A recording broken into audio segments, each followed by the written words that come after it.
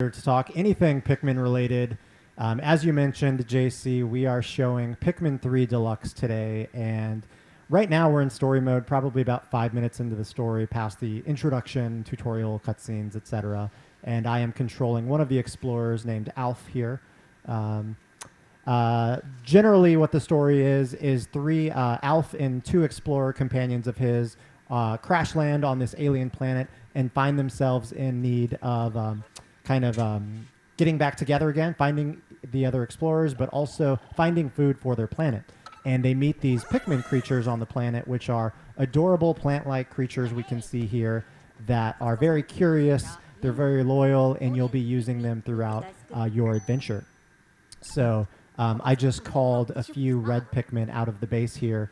And you notice I'm skipping a few of the prompts. I'm going to be doing that a little bit throughout this, just in order to keep the flow going, as well as not to spoil the game for everyone as well. So, but as I move my left stick around, you're able to see that I control my explorer, and the left stick also controls this red cursor as well. So if I'm all the way out of range, it also moves the explorer.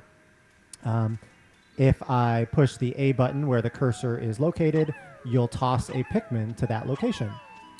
And if you toss a Pikmin near something like this flower pellet over here, you'll see that the Pikmin automatically starts to carry it back to his base, which is called an onion. And we're going to see some sprouts pop out of the top there and then go into the ground, which is the way Pikmin propagate. So if you want to get more Pikmin on your squad, you just want to bring things back to their base and then pluck the new Pikmin out of the ground. I've been using the control stick to control, thus far, the cursor. But what I'm going to do now briefly is just pause the game and switch over to motion control to control the cursor, just because that's a personal preference of mine that I started to like a lot more on the Wii U release. But it is totally optional for player preference on how to control the pointer. So that red pointer where you see 23 is now being controlled with just a little bit of motion now. So story-wise, we are trying to reunite with our fellow explorer, Brittany. And if I pause the game using the minus button, we can see that there's sort of a radar being pulsating over here across the water. So it looks like I need to somehow cross the water to reach Brittany. But if I try to take the direct approach and just go through the water, we're finding out that the game tells us that red Pikmin are not able to go into the water. Water is lethal to them. So fortunately, I can use my whistle with the B button and whistle all of my Pikmin back to land. So because the Pikmin are so helpful throughout my adventures, you really do grow a bond to them, and you do not want to lose even one. But yes, there's a little creature over here that wants a lunch too. So yeah, it looks hungry. Yeah, these yellow things that you'll come across are memos, which can often give you a brief hint on how to go about your adventure here. So it recommended me tossing a Pikmin on the back of that creature, which if I toss a couple more, we'll be able to carry that creature back to the base to get more Pikmin. And actually toss some Pikmin on these bridge tiles as well, because what we're able to see is, even though I can't cross the water yet, if I collect enough bridge tiles with my Pikmin, they'll be able to build this bridge. So while they are bringing those tiles to the bridge, I can see that there's a few more bridge pieces across this wall, but I need to break down that wall. So if I toss a couple Pikmin at the wall, they'll start breaking it down, but they'll go pretty slowly. So if I want to speed up the process, we throw more Pikmin at the job. And meanwhile, we still have our Pikmin collecting these tiles. Looks like my Pikmin also brought back that carcass from the small little creature, so we were able to get even more Pikmin. And we'll throw these new Pikmin at the wall to make it go even faster. You know, this whole thing about Pikmin, I do want to talk a bit more about that, because I think it's really interesting. These Pikmin, you think about it, right? You pluck them out of the ground. With these big eyes, they're still trying to figure out the world, and they're kind of relying on someone to tell them what to do. So, as you can tell, all these Pikmin have like a single focus when you tell them what to do. And, from their perspective, it's like, okay, well, I should follow this living thing that's telling me what to do, right? But at the same time, it's kind of curious about you. The open eyes, full of wonder. It's kind of relying on you to kind of help it, right? And so I feel kind of bad because at times you may encounter some enemies and Pikmin may what's the word, die. And that sound is absolutely heartrending, and I do not wish that on anyone. However, if you put Pikmin in a bad situation, it's kind of your fault. It's not theirs. So take care of your Pikmin. That's the story. That's right. And I had to go back and collect them. As you mentioned, they were single-minded. So once they're done with a task, they kind of just wait for their next order. So you're constantly needing to whistle to get their attention whenever they complete their tasks. And we're coming up against our second creature of the game here, which is a larger version of that Bulborb we saw, that creature. And as I creep around here before waking him up, I did want to point out another one of the fun features of the game, which is the in-game camera. At any time, you can push the minus button to pause and kind of just see the world from your explorer's eyes, which is that pint-sized view. So we've got, this Pikmin's just looking at me waiting for his next order. Hey, buddy. But it's a fun way to take pictures on your journey, as well as almost feel like you're kind of on this nature safari. While this enemy is sleeping, instead of tossing my Pikmin one at a time, I'm going to use a different feature which is called Charge, which if you lock on and press the X button, will send them all of your Pikmin in your squad at the creature or object at once. And that can be very useful if you've got a large squad you're wanting them to take an order all at one time. So you can use that on the walls as well, for example. And you mentioned that you just used that feature a couple times. I do want to point that out because I really, really like that feature, which is the lock-on feature. If you're familiar with the Pikmin games, you'll kind of remember that there was no lock-on feature. You had to kind of manually aim, kind of do it. But by tapping the ZR button a couple times, you can cycle through targetable items on the screen. And so it can make kind of tossing and moving your Explorer a lot faster just by kind of hot swapping between different lock-on targets. So I really dig that. Yeah, and I think the cycling through the different objects and enemies is the thing that really helps me when there are multiple objects or you're in a tight space. So we're coming across Brittany. We're getting a little bit closer to her. We are seeing that fortunately she's okay. The crash landing just made her take a little bit of a nap, and she needs to be rescued now. She's kind of still trapped in here.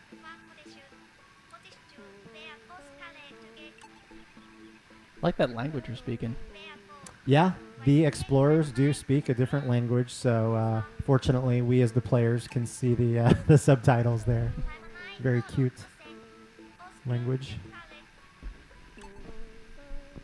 All right, so Brittany noticed that there was some fruit nearby, which we will see just as we round the corner.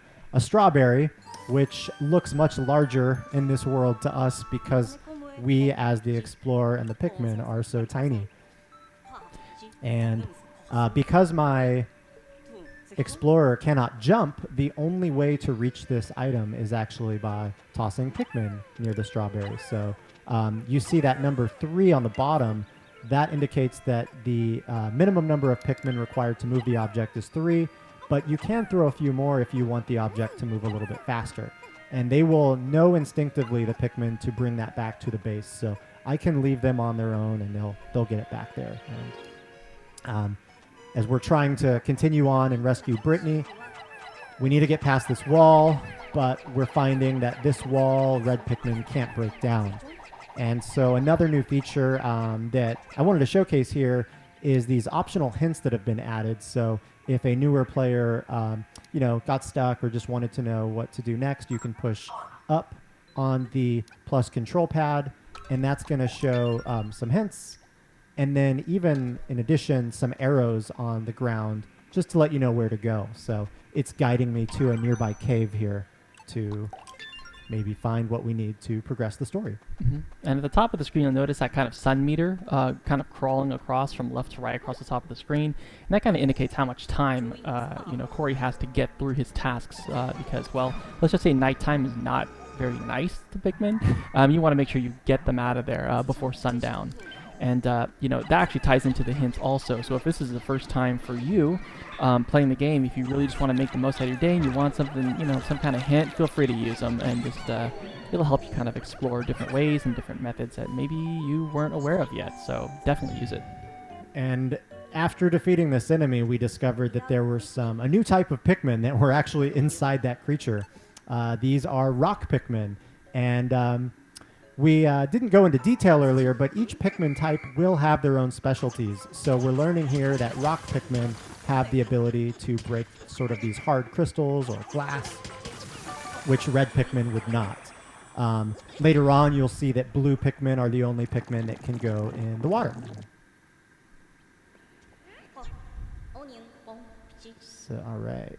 So now that we've got that enemy defeated, I would like to basically sprout a few more rock Pikmin. So I'm going to ask those rock Pikmin to bring it back to the onion, and we will pluck some more rock Pikmin out before we continue our adventure. And again, one of those memos that pop up, letting you know a little game tip. I love the adorable kind of 2D artwork on those as well. All right, so we've got our rock Pikmin. We've got our red Pikmin. I feel confident we can head out of this cave now. Oops. Let me reorient myself there. There we go.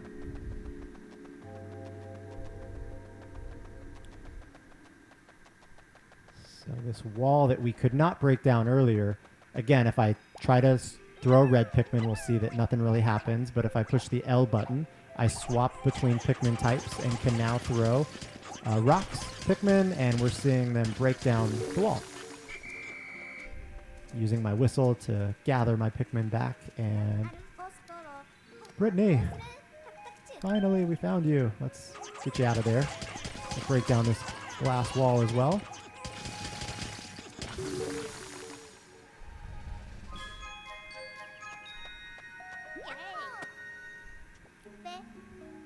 That's a celebratory backflip they just did. She is super happy to no longer be confined.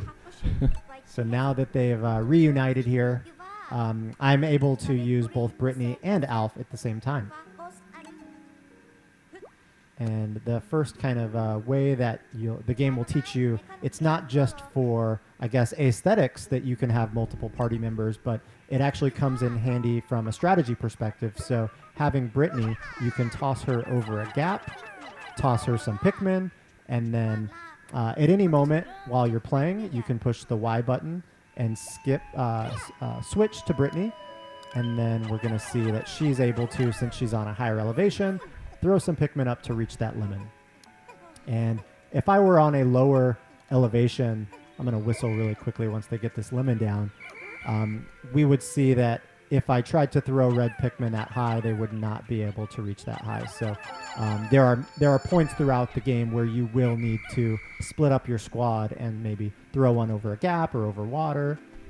But since we do have two explorers now in the game, both Alf and Brittany, JC, I thought it could be a good time for you to hop in, since with Pikmin 3 Deluxe, it is the first time that two people can play the story mode together. At any time, you can just pause, go to play co-op, and JC, you want to hop in? Absolutely. Cool. So we'll see the screen now becomes split with me on the left, JC on the right. JC doesn't have any Pikmin right now, so he can't really do much on his own. So I'm going to throw some red Pikmin your way, and you'll just have to whistle at them, and they'll be in your party. Appreciate that. And I'm going to keep charge of these rock Pikmin, and let's just keep making our way forward. There's some creatures up here that are carrying crystals, which can be a little dangerous to the red Pikmin. So let me take these guys out before the red Pikmin squad comes in. All right, Appreciate that. They are gone. So I'll take these bridge tiles over here and start building, because there's a bridge. So I'll start doing this. Okay. There is a bridge we found, and JC is going to get one side. And I found some bridge tiles on the left that need to be carried back, but it was in a sort of crystal, so I used my rock Pikmin there. And we're kind of seeing some teamwork here. JC is using his squad to do a different task than me, which is, again, we're making the most of our time. And it's fun working together. So looks like I've got 7 more bridge tiles to go, and we will have this bridge completed.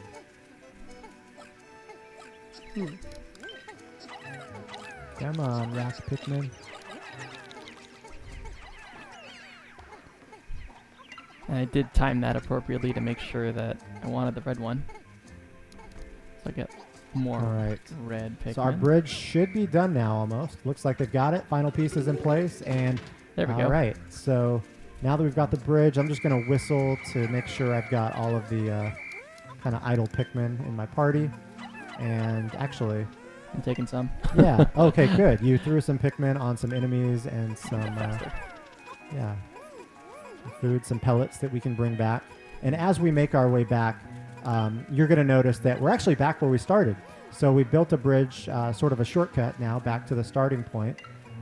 I'll go ahead and grab these red Pikmin since they're just standing there. And we're finding a new wall that we couldn't actually break down earlier when we first started. So since I found rock Pikmin, I'm going to throw them at this wall.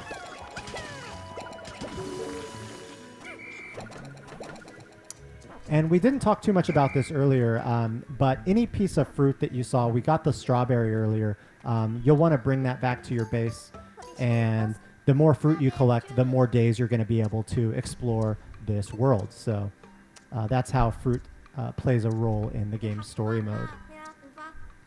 Brittany here is noticing that we got a new radar kind of detection from elsewhere on the map, so she's recommending we go check it out. There's another tip letting us know that red Pikmin are fire resistant. Looks so defiant in the face of fire. Look at that. I Right. just kind of enjoy it.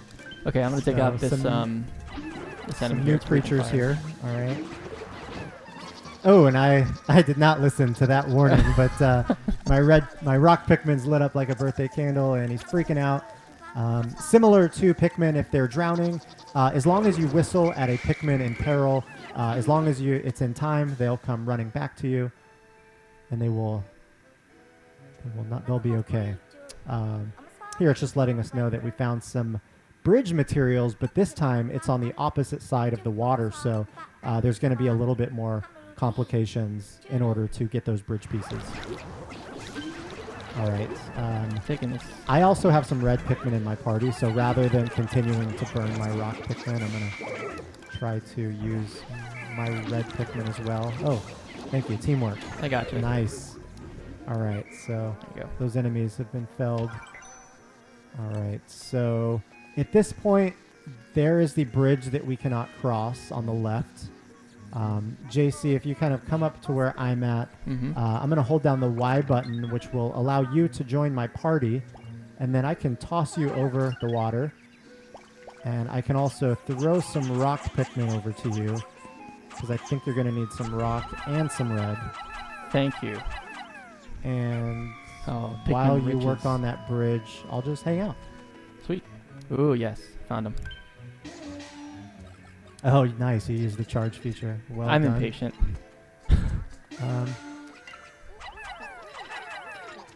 While you're doing that, I'm just going to have a little bit of fun. And one of my other favorite features of the game, we showed it a little bit earlier, but that camera, I really like it.